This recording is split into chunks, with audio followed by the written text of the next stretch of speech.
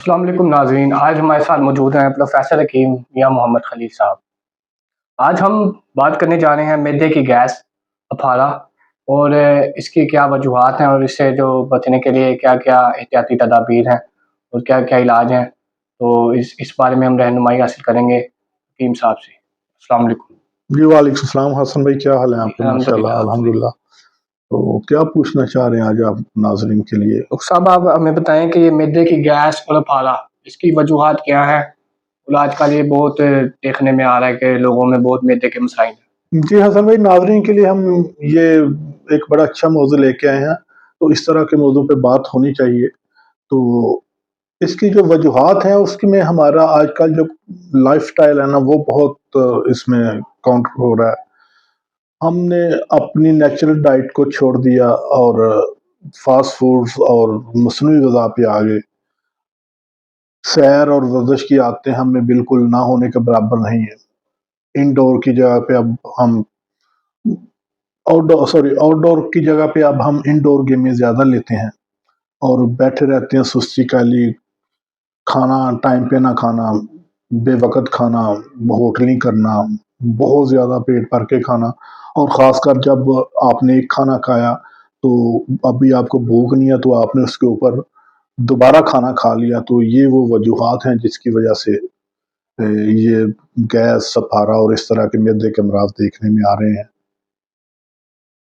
تو ڈاکٹر صاحب، اس سے بچنے کی جو احتیاط ہے اور اس سے متعلق جو ڈائٹ پلان ہے اس کے بارے میں آپ ذرا رہنمائی فرمائیے۔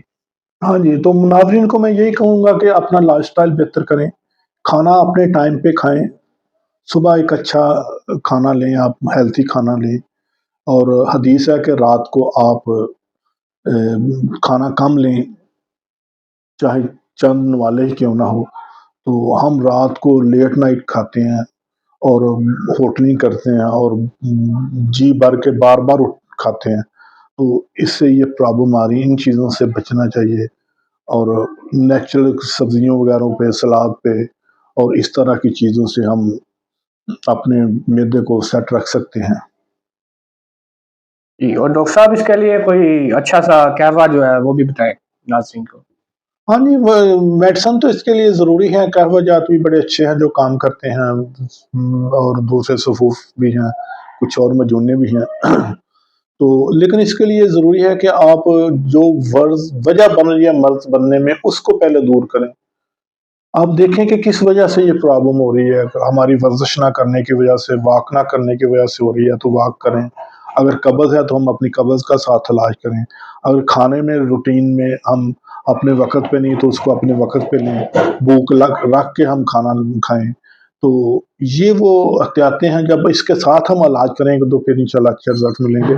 تو قہوے میں ہم یہی آپ کو اور ناظرین کو ایڈوائز کریں گے کہ آپ پودینہ 6 سے 7 پتیاں لیں، اس کو ڈنڈی سمیت لے لیں، اور اس کے ساتھ 1 انچ کا ادرک کا ٹکڑا اور 1/3 چمچ آپ ٹی اسپون جو ہے وہ زیرہ لے کے، تو اس میں آدھا چمچ سونف ملا لیں۔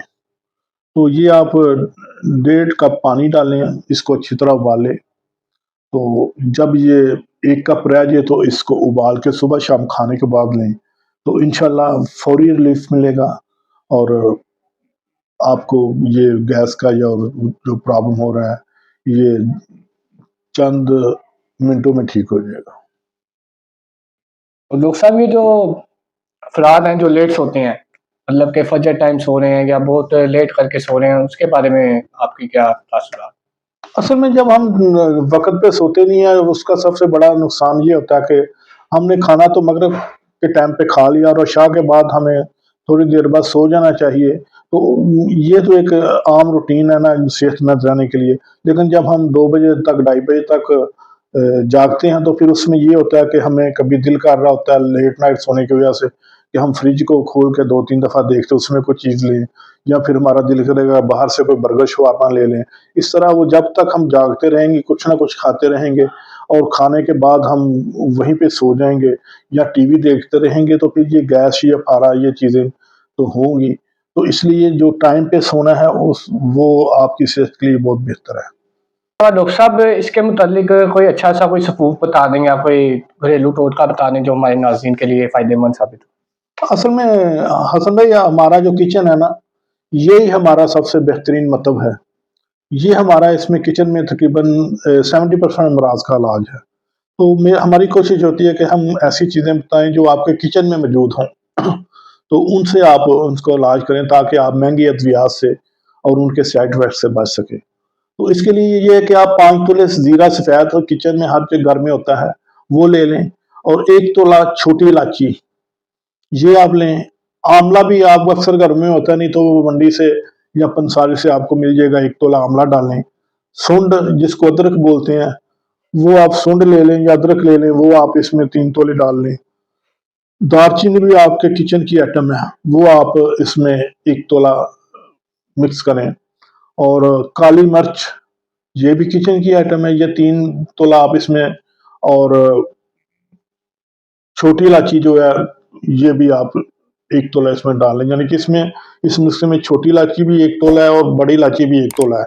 इन चीज़ों का अच्छी तरह सफूफ बना लें, पाउडर करके इसको किसी डब्बिया में महफूज कर लें, और जब भी आपको महसूस हो या आप सुबह शाम खाने के बाद 1 से 2 माशा आप ये पानी के साथ ले सकते हैं। ये कुछ दिन रेगुलर लें, इंशाल्लाह ये आपका जो गैस का फारे का मसला है, ये बेहतरीन तरीके से ठीक हो जाएगा। और डॉक्टर साहब एंड पे आप कोई मैसेज देना चाहेंगे? लिखिए। जी, नाज़रीन के लिए हमारा मैसेज यही है कि नेचर की तरफ आएँ, नेचर से प्यार करें, कुदरती ग़िज़ाएँ लें, और कुदरत ने जो असूल बनाए हैं कि वक़्त पे जागें, वक़्त पे सोएँ, और इसके अलावा खाना जो है वो भूख रख के खाएँ, खाने के दौरान पानी कम पिएँ। तो आप जब नेचर को फ़ॉलो करेंगे और तिब्ब-ए-नबवी को और हमारे जो दीन ने हमें जो असूल बताए हैं, उन पे हम चलेंगे, तो इंशाल्लाह उम्मीद है कि ये मसले जो आपको छोटे-छोटे प्रॉब्लम है ये नहीं होंगी। आप वैसे ही इनसे बगैर मेडिसिन से बचे रहेंगे। तो आपका वीडियो देखने का बहुत-बहुत शुक्रिया, और अगर आपको वीडियो पसंद आई है तो इसको लाइक करें, सब्सक्राइब करें, शेयर करें, और अपनी दुआ में हमें याद रखें।